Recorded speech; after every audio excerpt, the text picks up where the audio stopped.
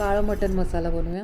जिरे घेऊया, हिरवी इलायची, लवंगा, काळी मिरी, दालचिनी, भरपूर कढीपत्ता, बडीशोप आणि हे व्यवस्थित भाजून घ्या खरपूस. आणि मग ह्याची बारीक अशी पावडर करून घ्या अशी. मग कुकरमध्ये तेल घालून त्याच्यात मटण टाकूया. मी 1.5 किलो मटण घेतलेलं आहे.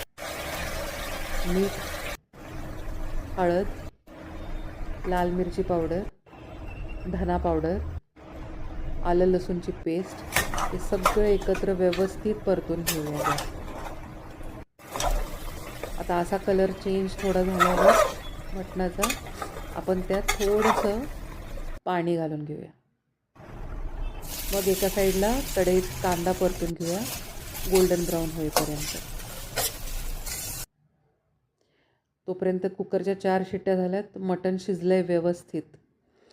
कांदा परतून झाल्यावर त्याच्यात मटण आपण घालून घेऊया आणि ते नीट थोडंसं पाणी आटवूया आपण त्याच्यात हाय फ्लेमवर. मग तयार केलेला मसाला ह्याच्यावर टाकूया मटणावर आणि काळं मटण फ्राय रेडी आहे. किती टेस्टी दिसते, झटपट झालंय. नक्की ट्राय करा.